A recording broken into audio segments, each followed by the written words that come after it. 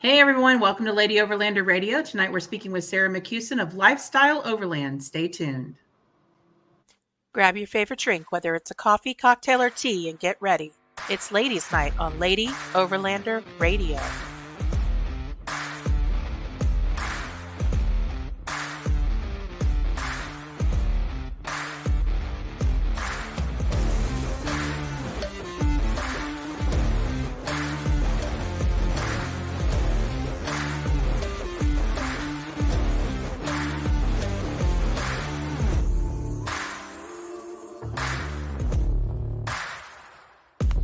The Lady Overlander Radio podcast is sponsored by Frontrunner Outfitters, Midland Radio, Go Treads, Sport Keg, CB Adventure Supply, Adventure Trail Outfitters, Overland Spices, and the More Expo.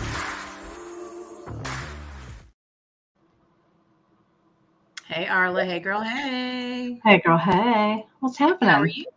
Oh, I'm good. Just got back from delivering a dining room table I just sold. So yeah, I think I see an empty spot back there by the stove. Yes. Nice and open. It's ready for the new table whenever that You guys going to do the couple squat on the ground kind of thing? Crisscross applesauce? No, we have a little island we have some stools for. The kids won't have to eat on the floor, I promise. It'll be like they're camping anyway. It's easier cleanup because you can Swiffer that right up. Just put out a paper. No stains on the furniture, like all good stuff, right? Be great. That would be great. No stains on the furniture is awesome. Hello, Mama Bear. Looky there. You ready to go? Hi, old man on truck. Welcome. Okay, so we have one announcement real quick before we dive into this episode with our wonderful guest. We have the listeners camping event coming up December 8th through 10th. 8th Yeah. Through 10th? Yeah. Yep. So that will be here in the Ozarks, and please, somewhere. Friends will tell you when and where and how soon. So the plan on that is, the listeners podcast retreat is next week. We will drop part of the coordinates. Ooh. You have to be watching one of the podcasts to get that information. And then the following week, we will give you the rest of the coordinates. And that is the only way you're going to know where we are, because we will not be putting it on social media. Oh, we sneaky. How you like that? I like it. It's a little bit evil. I like it a lot, actually. I like it a lot. Yeah. Hey, Amy. Hey, Amy. She is the Arkansas ambassador for Lady Owned Toyota. Yes, she is. Gen X Off-Road. I love you too. Look at these people. All right, everybody's watching. So we want to go ahead and introduce our guest. Sara, go ahead and take a moment to tell us about yourself and how you guys got into Lifestyle Overland. Sure. Hey, everybody. I'm excited to be here. Elsewhere Overland. He watches a lot of our premieres with us. So I guess just a little bit about myself is I am married to Kevin of Lifestyle Overland, and we have two girls. We have Caroline and Abigail. We travel full-time as a family for the last really more like 7-8 years, but didn't start making it a full-time job until 2018 when we decided to travel from the Gulf Coast all the way up to the Arctic Ocean and then into Alaska. And since then, we've done some really awesome trips just around here in the United States. We've gone to Costa Rica and, back to Alaska a couple more times. Once you go, you just can't get enough. Mm-hmm. So we've just been kind of accidentally turned into Lifestyle Overland. We had decided that we would take a trip when Caroline was about 3 years old. Kevin had mapped out this trip from southeastern New Mexico all the way up into Rocky National Park and decided to film it. And he was going to make videos because he had done that years ago when we had first met. And he just wanted to have it so that Caroline could watch it when she got older, and for our family who all lives back in Tennessee. We're the black sheep. We're the only ones who live this far away. And it just so happened that other people randomly started watching it on YouTube and started asking, hey, can I have the coordinates to hit up this trail? Like, that looks really fun. And so we created a Facebook group and named the trail the Enchanted Rockies Trail.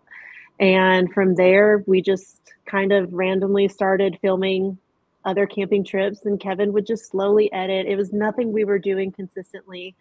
And then more and more people started watching and following along. And Kevin's like, I think the name that I want to have for this is Lifestyle Overland. I want it to be our lifestyle to go and do these things, and especially to always do it as much as possible as a family, because at the time when, he was introducing me to this overlanding world, it was quite the dude's world.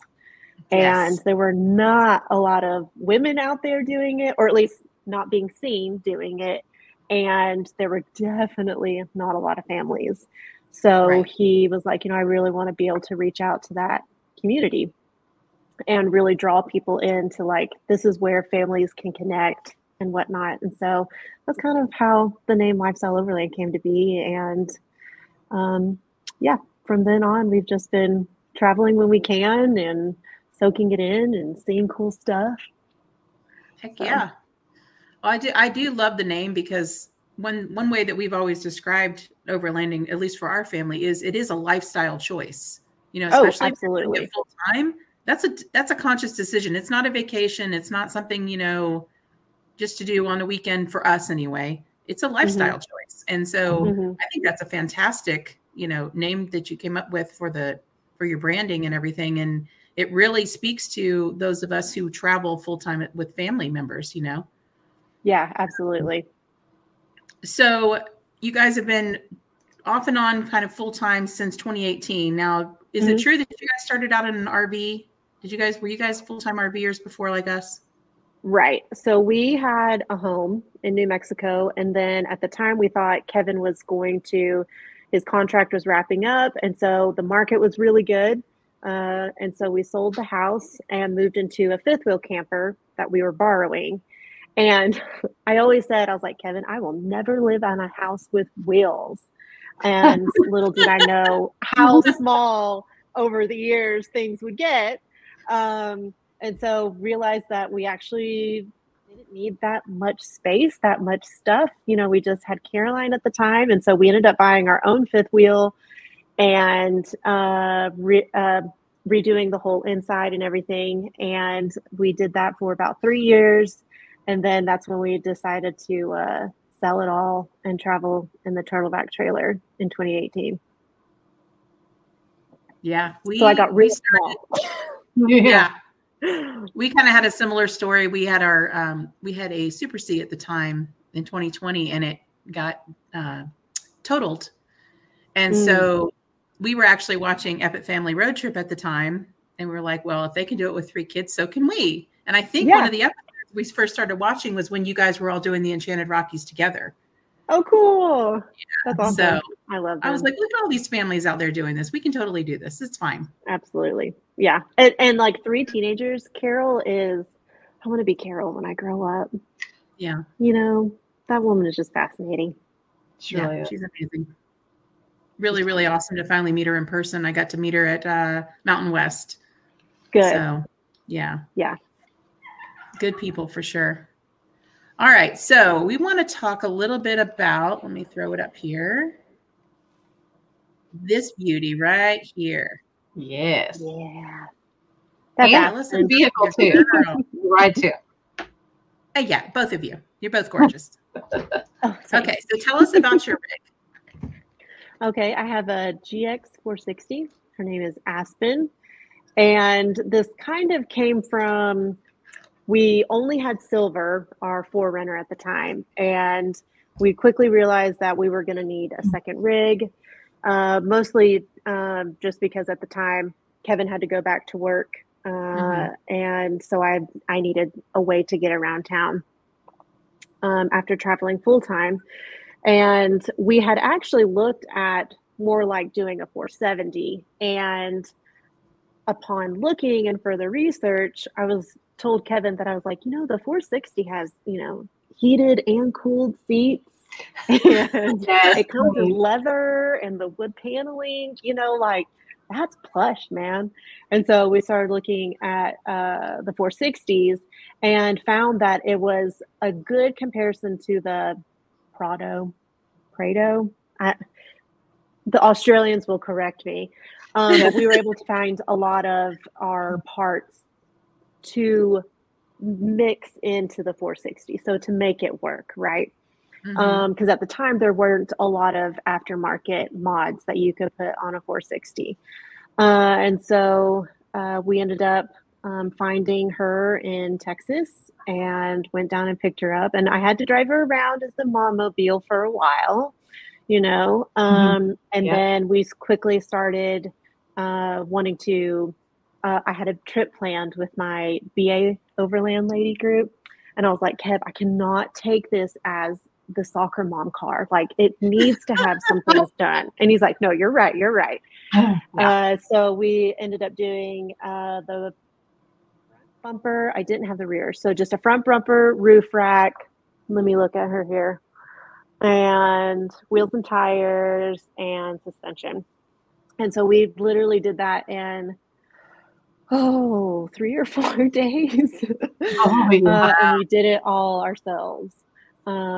We tend to prefer to do that if we can, just because, that's just Kevin's world. If he's like, if I have the time and the effort and any excuse to buy new tools, we'll do the modifications ourselves. And so it was scary, cutting into plastic to, fit, a snorkel in and a bumper and all of that. But it felt really good getting to do that alongside him, because he did a lot of the modifications on Silver himself, because at the time I had a little kid. I wasn't really out in the garage, but this time around, this was like my car. And so I got to like help pick, how I wanted things to look and whatnot. So it was definitely fun getting my hands greasy, lifting up metal. Cutting stuff and cutting stuff. Yeah. Oh, that was scary. That was nerve-wracking. I don't really like that part, but I love wrenching. Yeah, I had to cut out a little part of the rear part of my 4Runner for my rear bumper, and that was definitely nerve-wracking. I did not like that. Like, you just want to carve away a little bit at a time, you're like, because if it's too much, then you're just like up a creek at that point. But exactly. It's a good time. A Sawzall scares me. If a Sawzall fires up around my vehicle, I get real nervous. Oh yeah. Mm-hmm. I cannot watch it. But then you just have to go. You just have to commit. You do all the measuring, you do all the stenciling, and then it just gets to the point where you're like, well, I got to just do it. And so you just now it's in God's hands. Good luck. Yeah, right. It's in the rig gods at this point. We're just gonna have to trust that. Yeah, just trust They'll me. allow this to go smoothly. Okay. Yeah. Oh yeah. Oh, all right. So we want to just mention to everyone who's watching tonight, first of all, thank you for watching. Second of all, if you have any questions whatsoever that you'd like to ask Sarah, just go ahead and drop them in the comments and we'll pop them up on the screen, and we will have her answer them for you if she feels like it. Might be, if it's, depends on what the question is. We've been to many expos and have had many types of questions. So we want to just preface that where it's going to be a question that you feel comfortable answering. So sure. I was going to ask, how many times do you guys have to filter out comments? Do you get a lot of a mixture of good and bad comments, or is it usually mostly positive? I would definitely say 9 times out of 10, they're very positive comments. We do get those every once in a while, and we do filter. We don't always have to. Oftentimes, our faithfuls will come to our defense, which is awesome to see. But then there are certain times that there have been some comments that Kev's like, this is my house and I wouldn't let someone talk to me in my house like this. So there have been a few times, oftentimes I don't particularly care if somebody has something to say, but if they comment on my parenting or, my kids or something, that's a whole other ball game at that point in time. That's when Mama Bear comes out. Mama Bear comes out. That's right. Yes. Yeah, I've gotten comments on like, oh, you shouldn't tattoo yourself. You know, what are you doing with that booger hook in your nose? You know, stuff like that. But mind your business. Boogers, how else do you get them out? Right? Geez, I'm busy. I need help. Okay. That's right. You know, when you're a mom of two, you need all the help you can get. So, God. Yeah, we've had our fair share of comments regarding how we're parenting our children and all of those wonderful things as well. So I was just curious. I figured you guys had dealt with similar situations at times. But thankfully it's not often. So that's good. We do have a question from the audience real quick here. Okay. Well, actually a couple have popped up. Beth Opera is asking favorite camp meal. We know that you cook like crazy. Mm-hmm. And I see some lovely things. So yes. So really anything Mexican. I love to do, we do carne asada almost all the time. Tacos, burritos. Breakfast though is my favorite meal of the day. So probably my favorite is started carrying like a little oven. Mm-hmm. So I love what I get to do, like cinnamon rolls or biscuits, you know, the things that you do at home and you're like, oh, you would never do that while you're out camping, and you actually get to do it while you're out camping. Mm-hmm. It's just kind of, it just feels good. So I do love breakfast. You eat better when you're out camping, I think, than you do when you're at home. More often, yes. Yeah, really. Well, because I'm like going and I'm like, okay, if we're going to have an epic destination, I want to have this amazing meal to go with my view of the lake, you know? Mm-hmm. So like we went out a few weeks ago and we found this amazing little spot, like a high alpine lake. And I had brought cinnamon rolls. So I made cinnamon rolls and bacon, and we had our coffee, and it was just, it was cold. It was just amazing. I love mornings. Oh, we're getting all kinds of questions now. We're piling up. Teddy and Joanne are asking, what is your favorite place you've been overlanding? Theirs is Wyoming. Theirs is Wyoming. I have not done a lot in Wyoming yet. That is on our to-do list, hopefully for some next year. But my favorite place to go overlanding, honestly, so far has been in Utah. The landscape is just so quickly diverse. You know, you can be out in the desert or you can be up in the aspen trees. And I love that, you know, right now while it's cold, we can go down into the desert or go find some hot springs and still cold weather camp. And then when it's too hot, we can go up into, 10,000 elevation and be in the 70s and 80s and just enjoy ourselves all year round. So, so far, truthfully, I know that sounds kind of cliche considering I live in Utah, but Utah is my favorite so far. Awesome. You have it right in your own backyard. I think it's amazing. Yeah, exactly. Exactly. Elsewhere overland, any plans to enter the Rebel Rally? I have fantasized about it for multiple years. Yes. And either like I was going to do it in 2020. That was going to be the year. And then, a lot of things just changed in 2020. And then since then, we've just done a lot of other traveling around that time frame. And then I had a baby, so I do have a girlfriend that if I was to do the Rebel Rally, I would do it with her.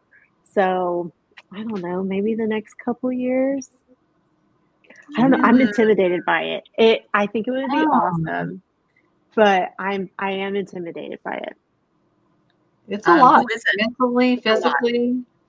Yeah, and that's the thing is like I go camping and whatnot, but the aspect of it is like talking with Rochelle. It is just like nonstop going. Yep. And I would have to really mentally prepare for that, So maybe in the next couple of years, we'll see. Long, hard days. Yeah. Hard days. And my personality is like, I'm not going to like get in last place. So like I would go really hard and would want to do really well. So I would have to get around for that, for sure. And I would picture you as the driver because you drive a lot already. Yes. In all the videos. Yes. So I would picture that. Yeah, for sure. I would definitely be the driver. Mm-hmm. Speaking of vehicles, David's wanting to know what you think of the new Tundra. Oh, I would love one. I think they are amazing. Especially now that we have a car seat in the car again, we have definitely been looking at and fantasizing about all of that space in the back seat for Caroline and Abigail, and for Kevin to have more room up front, because right now he's in the Lexus, his knees are right up on the dashboard when he does drive. So I love them. I think they look sick. I would have to get rid of a lot of the chrome finishes. I'm not a huge chrome person. No. So I'd have to delete a lot of that, but otherwise I think they look fantastic. And if anybody watched your last video, you could do the same kind of setup as the family you guys were traveling with, the 3 kids. Exactly. Yeah. Watch the video. I'm not going to tell you about it. That's right. Pretty cool. Pretty cool. Joanne and Teddy say, got to check out Flaming Gorge. Misty and Joe took us there. Yes, we did. Gorge is gorgeous. We Misty definitely want to do some more. They love it. More traveling over there. Yeah, we've loved Wyoming so much. We went like 3 times now. Like that's awesome. And probably one of my most favorite places so far. Nice. We've dipped up in there when we've gone north for a few things, but we haven't like gotten to go and explore. So that's definitely one of our want to go and experience for sure. Oh, you guys will not be sorry. That's for sure. All right, Arla, we're going to go ahead and do one of our short little segments here. Yes, ma'am. Let's go ahead and do Lady Overlander of the Week. Da-da-da-da. Drum roll. All right, our Lady Overlander of the Week is Angela of 20 Project. And Arla, tell us why Angela is so amazing. Well, first of all, she was nominated by Andrea Amos. Basically, her and her husband, Angela and her husband, they have adventure bikes, and that's how they get around, and that's how they overland. But what they're doing is down in Mexico, and they're traveling south. They're giving back to orphanages and doing things for the orphanages down in the south. I thought that was pretty amazing, and I thought it was pretty cool that Andrea nominated her. So that's why we went with that one. Cool. Absolutely. Giving back. Andrea Amos of Pura Vida Journeys nominated them and nominated Angela. So she is our Lady Overlander of the Week. Super and cool. Let's go ahead and do our weekly win. You had a weekly win that you wanted to mention. I do, and I've already. Okay, I'm going to butcher it. It's going to happen. We were talking about it before the show. I said I would butcher it. It is. Okay, so weekly wins is Amanda Goutreau. See? Sorry, Amanda, if you're watching, babe. Much love. She finally got her Jeep running and made it to some trails over the weekend. It was much needed therapy for sure. Her Jeep has been down for a hot minute, at least 6 months. Y'all see my dog walking around back there? Lay down, girl. Hey. Anyway, so she got her Jeep back finally and got to take it out. She loves her Jeep, so she's been heartbroken that it's been down, and she finally got to go out in it. Do some trails. So she's super excited about that. That is awesome. A win. But I want to make a side note, also mention that Lisa said that she didn't choke anybody out this week. I thought that was super funny because that's usually what I say. Yeah. Didn't lay hands on anybody. Okay. No assault and battery charges against Lisa this week. Yes. Yep, Sadie. That's Sadie walking around. You're right. Why is your husband yelling at Sadie over the podcast? Because she's got her. See her right there? See her right there? She's supposed to be laying. Both the girls are in here being ridiculous right now. Oh, goodness. Anyway. All right. So let's talk about homeschooling. Okay. You homeschool Caroline. Mm-hmm. And how does that work when you guys are camping and traveling? Do you do a lot of book work? Do you do kind of a little bit of unschooling? How do you guys roll with that? Yeah, so Kevin and I both grew up homeschooling, so it wasn't quite a foreign concept. But I will say with 2020 happening that the options for homeschooling have exploded. So there are so many different ways that you can homeschool.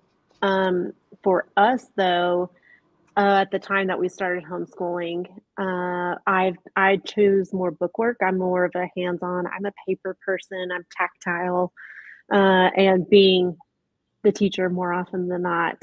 So we do more bookwork.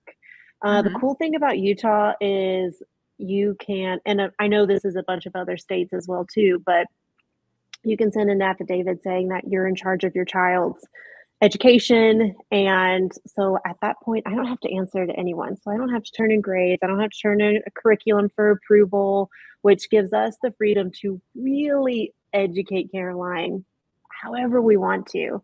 And so one thing that I have learned over the years of homeschooling Caroline is that she really thrives in gaining knowledge through reading.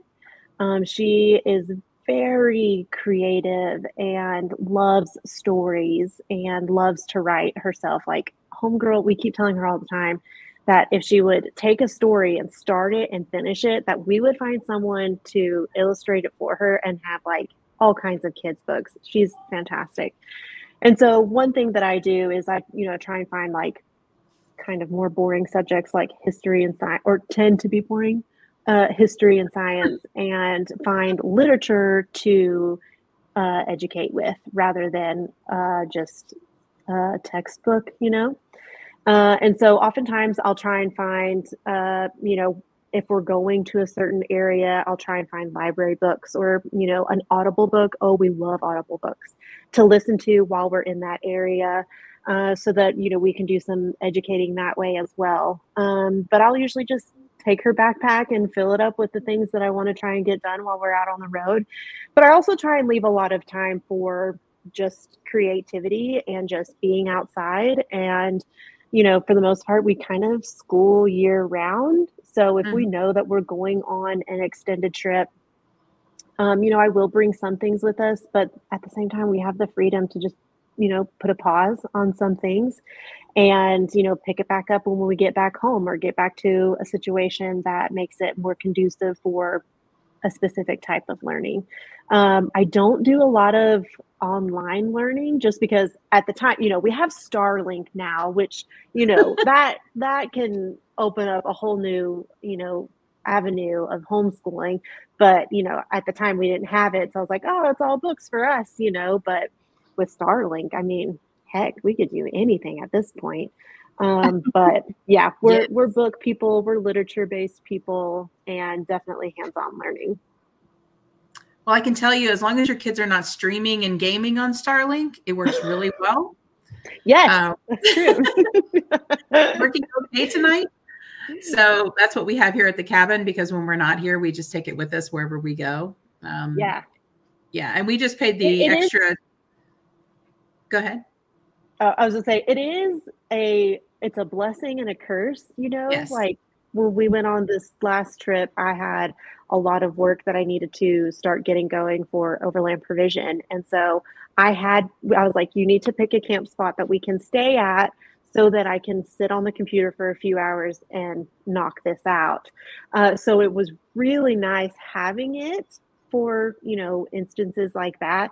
But then there's other times where it's like, let's just turn it off. We need to look at the stars and sit around the campfire. And I don't want to have signal so that someone can text me, so it is definitely a blessing and a curse at the same time. Yeah, we were kind of forced to turn it off because we don't have like a red arc system or anything like that in our rigs. We just have our little power stations. So that thing draws a lot, of power. So we use it quickly, and then we're like, okay, turn it off. Yep. Yeah. So yeah, we don't, we try to limit our use with that only for like specific things, work and stuff like that. But here at the house where we have power, we just let it run. Yeah, I opted not to have home internet anymore, and we just use it here. Nice. So. Yeah. I mean, what's the point in paying for two different services? So. Exactly. True. And we went ahead and paid for the international plan too. So when we start traveling internationally, it'll be lugging the Starlink with us. I'll get the fancy backpack, I guess. Right. Like, how can we wear this? Yeah. Well, they'll sell you a fancy backpack for it. That slick mount on top of Aspen. So it can just, So, I mean, you have to, if we're camping in a wooded spot and we need it, then we'll have to take it off and put it in the clearing. But I mean, that thing can run the whole time. Yeah. Yeah. I've seen a lot of people do the where they cut it and remount it and do all that kind of stuff. Mm-hmm. But, we haven't done that yet. The only place that I've had an issue where I couldn't get signal at all was actually in Wyoming. And we were surrounded by these giant trees. I think we were in the Bridger National Forest, and that wasn't, it wasn't happening. Yeah, it'll search and search and search and search if the trees are too tall and or just too close. Oh, yeah. Yeah.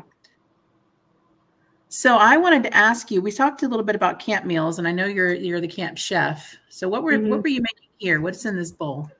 That's our brisket mac and cheese. That looks amazing. With green onions. It is delicious. That sounds like something I need to eat immediately. You should.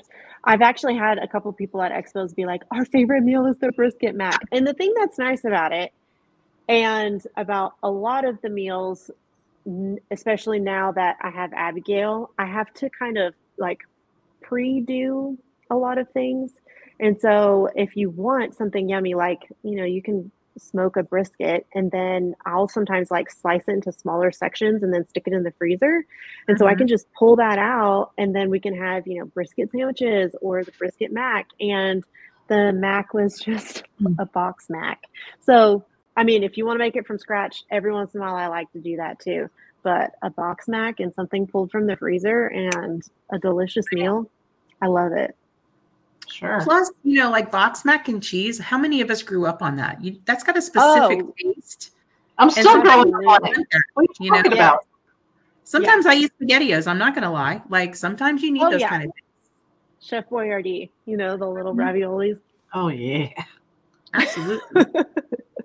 Oh, we got a question, Arla. We do have a question. I was waiting. From Gen Xers Off-Road. How long did it take for you to get used to sleeping in unknown locations and not waking up for every random noise? That's a good one. Gosh, when we first started camping, that was the worst thing. That was the hardest part. Absolutely. And especially when we were in the ground tent. But once we moved up to the rooftop tent, there's just that sense of security that it gives that quickly, that just quickly went away.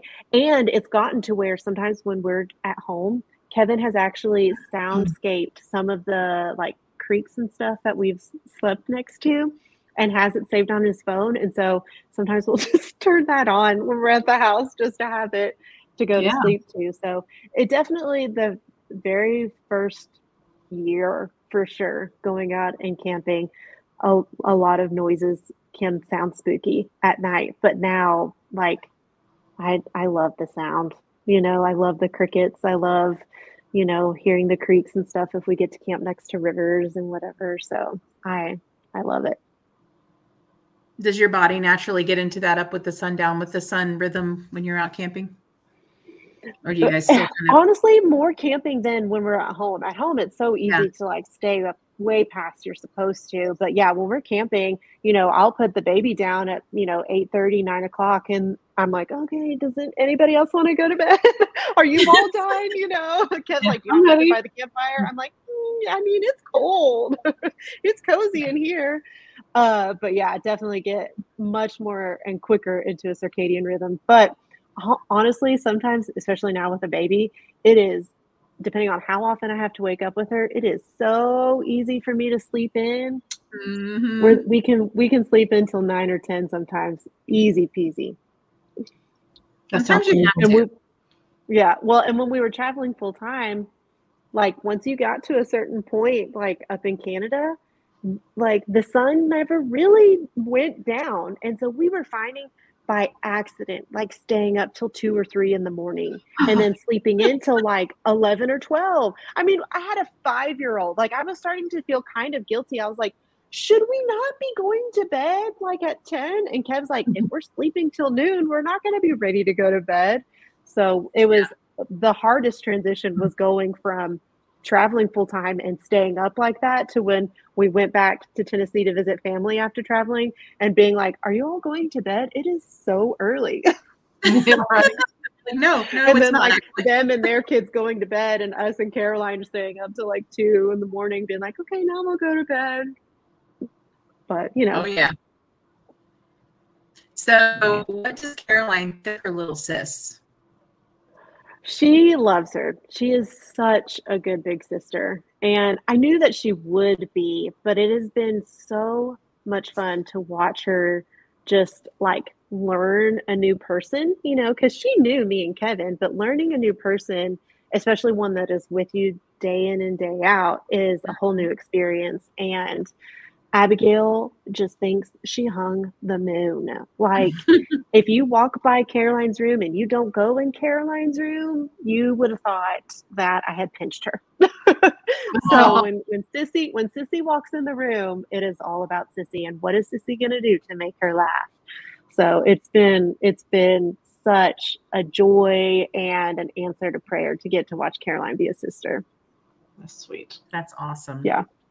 So how does so I know you guys started traveling pretty young with Caroline, but how is it with this whole new dynamic with a baby and another child and you guys all traveling together, logistics and all of that?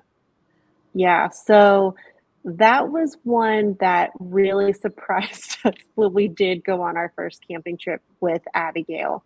She was, I think, like almost 4 months old.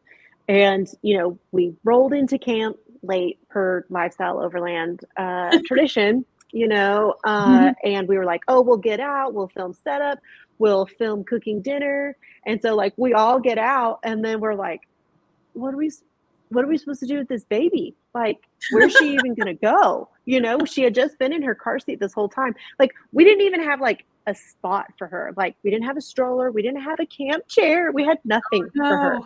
And so we quickly realized that we weren't really going to be able to function as we had before, and that we were going to have to function with a lot of grace and on baby time, and honestly, I have been really surprised at how much I've enjoyed baby time pace, because it's caused us to slow down, because at the time, we started traveling with Caroline and camping with her at 15 months old.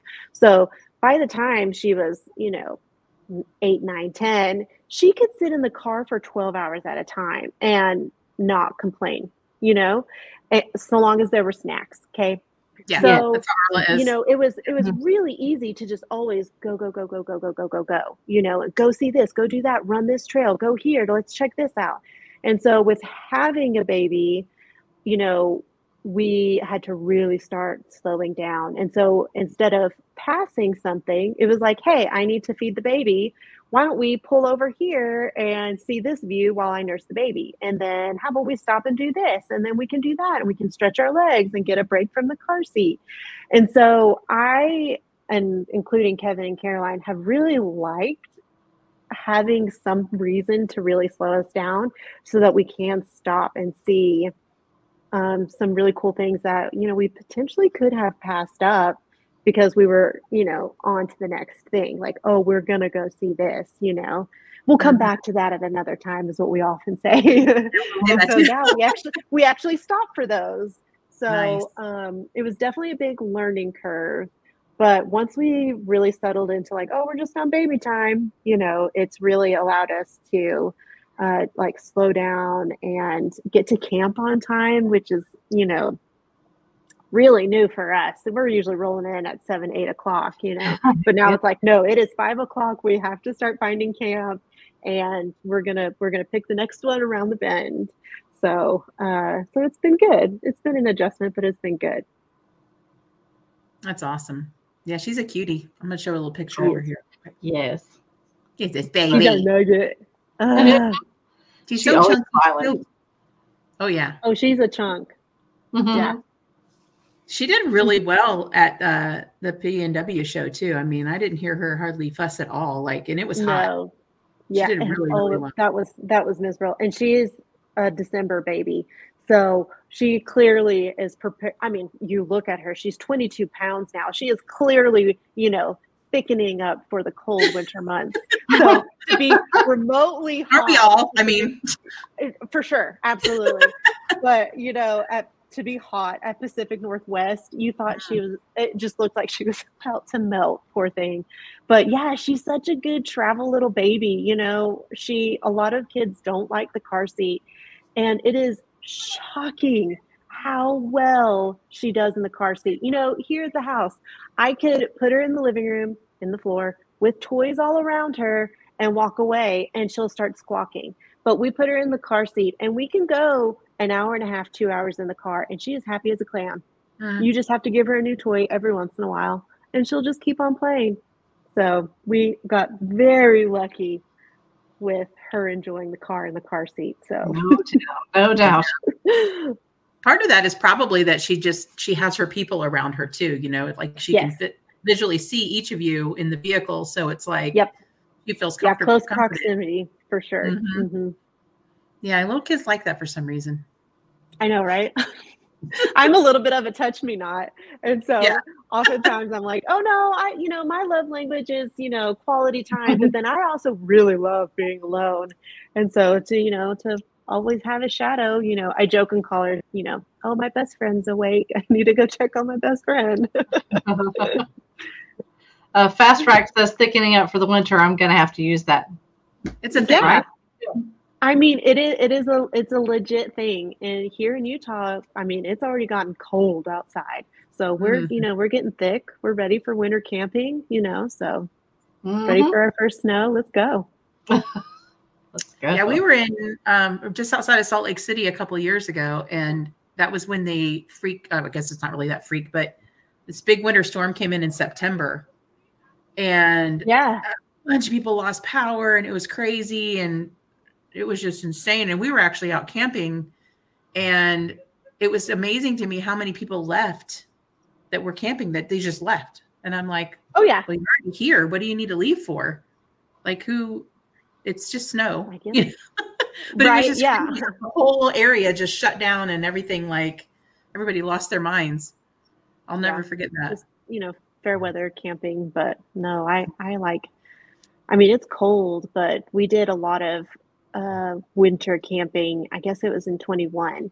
And as long as you have the right gear, honestly, the best time to go out is in the winter because no one else is there. So as long as the trails don't get like too muddy and slick, like going out in the snow and the really cold it's fun. I'm shocked that I would say that, because I used to be like, it can only be between 70 and 85 degrees for me to go camping. And now, as long as I have good warm socks and a good coat and a beanie, like we can go in the snow. That's fine.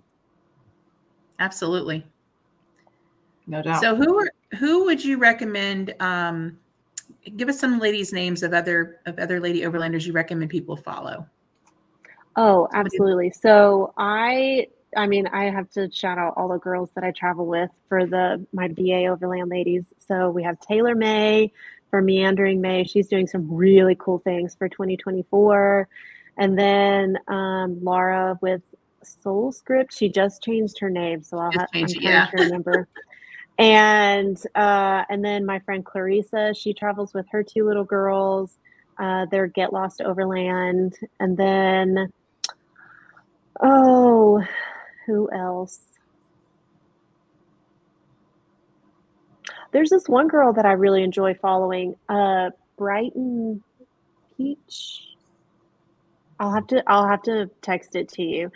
But she does like van camping. I think they were living full time in their van. And her husband at the time was a med student. And so they were living out of their van, and she would take her three little boys like hiking and camping and all kinds of things. And so she's really fun to watch as well too. Especially doing it with so many little kids. I think hers are like 3 to 6 or 7, and that's 3 of them. So I'm always like, kudos to those ladies who get out there with little kids, Yeah. I saw a meme where it was something like, my tolerance for like whining and complaining is much better outdoors. When you're inside and you're all cooped up, it's one thing, but if you're outside hiking, and they start complaining, you're like, nah, it's all right. You can complain. So long as I'm doing what I want to do, it's okay if you complain. You don't have to love it just yet. They rarely do, but I think that it's good for them to go. So absolutely. Yep. Absolutely. Without a doubt. Electronics, that's for sure. Mm-hmm. Yeah. Everybody needs a break from it. I know I do too. Mm-hmm. Absolutely. It's hard. It is. So what do you guys have coming up for 2024? Are there any cool trips or any projects or anything you're allowed to talk about? Yeah. So we basically this year we have just been waiting for Abigail to grow up and get up to speed. We've been taking her on trips and she's been a great traveler. But we had to put a lot of our international trips on hold because of that. And so next year, our goal is to do a lot of smaller international trips. So a couple years ago, we had gone to Costa Rica and, we've gone to Alaska multiple times by doing rentals, rather than trying to ship our rig. As much as I would love to take my own things, that's really expensive. It is. So yes. we are looking at, exactly. So we're looking at doing some international trips through, a rental situation kind of thing. And then we also want to do a lot of traveling, here around in the United States. So we've done a lot of Utah, but we haven't done a lot of borders. So we would love to go up into Wyoming. We'd love to do a lot of Nevada as well. I'd love to do during the winter months some hot spring hopping, go find some of those. And just continue to allow Abigail to grow up and adjust and, just really take off next year and the years to come. But I'm so anxious for some international trips. Mm-hmm. So I'm looking forward to that for sure. Same, girl, same. We're ready. And I've not done a lot. So that will be whole new territory for both Kevin and I. So we'll definitely be going to English speaking ones, to start. Neither one of us can speak any other foreign we are looking at Scotland is like definitely number one on the list. And then maybe, trying to do like Norway, Sweden, stuff like that, maybe down to Australia or something like that. So just ready to go see. I've enjoyed seeing the United States, and I've seen a lot more than what other people have, but I'm so anxious to see what the rest of the world has, So, and being part of an overland community really makes the world feel much smaller. And so it allows for friendships everywhere. Yep. And so it's been really cool creating, friendships through Instagram or through our patrons that are in other countries, sharing their stories and where they like to go. So hopefully we'll get to, meet up with some of our international friends and see what they have to offer as well. Chris was going to say the same thing. Fast Track, Arkansas has some beautiful national forest. Hint, hint. The Ozarks. He's not wrong. He's not wrong. Yeah, that's true. Arkansas. That's where we are. Mm-hmm. Mm-hmm. They're from Tennessee. I'm sure they've been to Arkansas. Yes. We have camped multiple times. Arkansas is a nice middle of the ground portion for us to stop and camp on our way to Tennessee. Mm-hmm. Yeah. Next October, you can camp right through and go to Rendezvous in the Ozarks. That's true. I know that's one that we always keep missing because at the time we always do Expo East. So, we kind of have to pick and choose our show circuit. I think it was Kevin 2 years ago was going to try to come through there, and then something came up, like a breakdown or something, and then he ended up missing it. Yeah. Through because I think he was going to be there for Turtleback or something with Barry. I think that's when that was. Yeah. Well, he did do one. Was it the Moore Expo? He might have done More Expo. I think he did that one a couple of years ago. Yeah. Super cool. Mm-hmm. Yeah. It's on our backyard. literally. Oh, that's nice. Literally. Yeah. Tell All right, us we've got one more. I got to interject. I can't see it anymore. Tell us about that thing directly behind you. Oh, yeah. This thing? Oh, this thing? That is new. That is new. Yes. That is so this is our Voyager, our expedition trailer. Yes. And oh, you guys, I needed this so bad, especially with a fresh new baby. Like, I would not dream about going camping with any type of month-old child unless I had this, to be honest. We've done so many iterations of camping and overlanding. We had our turtleback, and then we dual rigged it, and then we got our smaller turtleback, and then we got our orange turtleback, and then we decided to just single rig it and do the whole tote system and whatnot. But when you, like I had said previously, when you have a baby, lots of things change, and sometimes you just need some ease and convenience again, and hot water again. So this is a sleep inside. I never would have thought that I would have convinced Kevin to go to a sleep inside, but we are loving it. And Abigail sleeps really good in there. She does not sleep good in rooftop tents. How she knows the difference, I will never know. But sleeping in there is so much easier for her than a rooftop tent. So I'm thankful to have it. So it's a sleep inside. I've got a kitchen. I've got hot water. I've got 2 fridges. So, I am packing all the food and all of the drinks to go with us on our trips. And it has just been an absolute game changer. And they have been such a dream. Expedition has been such a dream to work with, because one of our biggest hiccups with a sleep inside option was that not all of us were going to fit in there.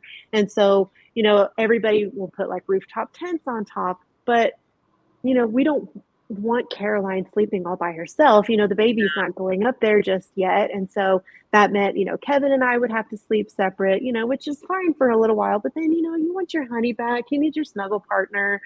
So it was like, what can we do? I like to snuggle. Okay. Not everybody does. I do. So, we kept brainstorming, like, what could we do to have a sleep inside, but still have, connection with Caroline up in the tent. And so when we were talking with Artie and Stacy of Expedition Trailers, we were like, what could we do? And, one thing that they had offered is like, how about we cut a hole in the ceiling here? We'll make a pass through or portal. And that way, it's a double door. So we can leave one side open so that, heat is going in there. Yes, I said heat. It's heated. So heat can go up into the tent for Caroline, and then we can still talk with her and, have, if something goes wrong, then we can quickly get to her, whatever she gets sick or whatnot, heaven forbid.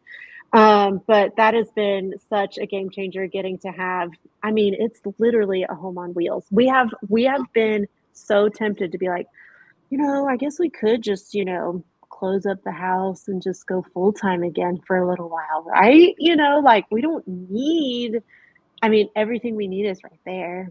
Mm-hmm. And I have no problem using laundromats for laundry. So, but it has been, I love it.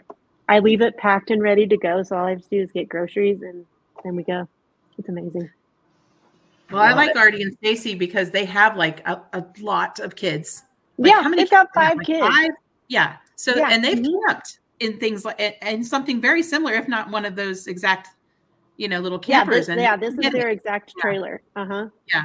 And so they have the rooftop tent, and then they have the awning that comes out that you can put the walls on to make like a whole other room. And then they put cots in there for the rest of the kids to all sleep in there. So, they had to figure it out, nothing was really working for them. And he was like, you know what, I'll just build my own.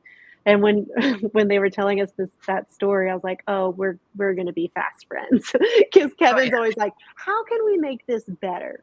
How is this going to work for us? So I knew that those two with their ideas would definitely get along, and they have. Oh yeah. Well, I hope you guys are going to do a walkthrough pretty soon and post that out. We will. That's the upcoming episode that Kevin's working on right now. So it'll either be out tomorrow night or it might be Friday. So Kevin's, really trying to put this together and really finesse it just right. So we'll see. It'll either be tomorrow or Friday. We're going to need you to step on it, Kevin. We want to see it. I know, right? Keep going. Late night. I can see it. I want to see it. All-nighter. Right. Yeah. Kevin. That's right. So cool. So you guys are at almost 300,000 subscribers.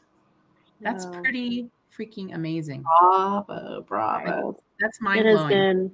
It's been a wild ride, and we did all of the expos this year, and it's been it's always, expos are hard.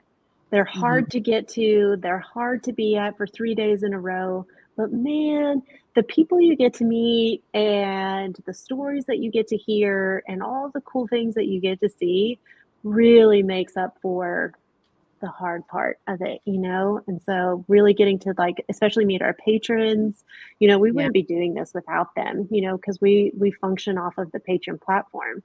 And so it's just been so neat to get to meet them and, put, faces to the names that, I constantly see scroll by at the end of our episodes. So, it's amazing to see those numbers continue to grow. I'm like, who are all these people? That's awesome. Yeah. That's really amazing. That's fantastic. And I, for one, am glad that you guys did the expos, because then Madeline, when she was with me, she had Caroline to play with, and they went off and were gone for hours and had they were inseparable. They were like, can we slumber party? And we're like, y'all need a break. Let's all get our own sleep, and then you can have the rest of the day tomorrow. Exactly. Oh yeah. They were all about the slumber party and everything. I'm like, listen. Yeah. We're tired of all. Yeah. Y'all need to eat and y'all need to sleep. Yeah. Exactly. Ain't no party. So what happened to your rig at Pacific Northwest? Something happened there. So, oftentimes, nature comes into play with, our adventures. And, sometimes critters find wire harnesses tasty. So, and, other critters like to chase other critters and, do their best to try and get at them. And so we actually ended up having some of our wire harness destroyed by a dog or a rat or ground squirrel. We're not really sure. But it did, luckily it wasn't too bad. And Kevin's an electrician by trade. So thank God he is super, capable of fixing that himself. But yeah, it severed some of the wiring for the lights and then the long range tank and I think the KDSS, but he was able to get those things wired back up and spliced back together and whatnot. We made it home just fine, but yeah, that's, those critters, they like to find a snack where they can. And apparently Aspen was pretty tasty that night. Yeah, I was looking under Calypso right after you said, oh, something ate my wires. I'm like, oh, crap. Yeah. Thankfully, nothing did on mine. And it didn't help that at the time, we weren't staying on site, we were leaving. And so there wasn't enough commotion and action going on around our vehicle. So, I guess we couldn't have been too surprised, but it felt like a venue at which there would not have been rats and mice and stuff. We were pretty much in an open field, but they find their way any way that they can. So, and they did, they sure did. Oh, yeah. They were hungry for sure. Yep. Okay. Super quick. We need to throw up our content creator of the week. And then we will. Gracious. Ready? Almost forgot about that. Content creator of the week. Grit and Grace. Team 120 for the Rebel Rally. Kara McClellan and Danielle Noonan. Very excited about them. They'll be rookies this year. Yep. Go ahead and give them a follow. They went. How many followers did they get in 1 week, Arla? They've only been I think it's been 4 days that's been up, and they're over 8,700 followers already on Instagram. Kara McClellan, as you know, is Ozark Overland Adventures. Danielle Noonan is also Second Overland. And those girls are going after it. Let me tell you right now. No, they've been preparing over a year now already. They started going to the training with Rebel last year, the classes and stuff they have, and they're serious, and they're both very, very competitive. So it's awesome. That's our girls right there. Yeah. See if their friendship can survive this. Yeah. Kara's the driver. Danielle is the navigator. Awesome. And if you watch the channel, you know that Kara knows how to drive in lots of different terrain. She does, for sure. And that pink She's got that covered. Tuscadero. Yeah. So cute. I know, right? All right. So if anybody has not found your channel and would like to find your channel, where can they find you guys on social media? Find us on YouTube at Lifestyle Overland. And then you can follow us as a family on Lifestyle Overland, or I'm Mrs. Lifestyle Overland on Instagram. So we've tried the TikTok thing. That's not really our thing. I like to watch it because it's great entertainment. Sure. You know, but reels and stuff, that's enough for us. Oh, Lord. Yeah. You can find us on YouTube and Instagram more likely. Yeah, and then our Patreon platform where you can, be a patron, and we do behind the scene things there. Kevin does an awesome video series called Coffee with Kevin, where he just kind of talks off the cuff about things that he's been mulling around, or some ideas that he has. And we also share waypoints, GPS tracking, things like that. So it's a fun space to be over there on Patreon. Very nice. Well, thank you so much for being on the show tonight. We had a really good time with you. I know our schedules were all crazy over the last several months to years, and it's nice to finally get it back all aligned and stuff. So absolutely. And thanks for being flexible when I had to already reschedule on you. So I really appreciate it. Then Arla had to reschedule. So that has a lot to do. Yeah. There's our girls right there. See? So good watching. We're watching you, girls. We're watching you. We're watching. That's right. All right. Well, thank you, everyone, for watching tonight. You can catch this. It'll be posted next week on Spotify, Apple Podcast, and all other major podcast platforms. That's hard to say. So thank you all for watching, and we'll catch you next week. No, we won't. Arla live. Well, happy Thanksgiving. Happy Thanksgiving. 2 weeks. 2 weeks. 2 weeks. Have a great night, everyone.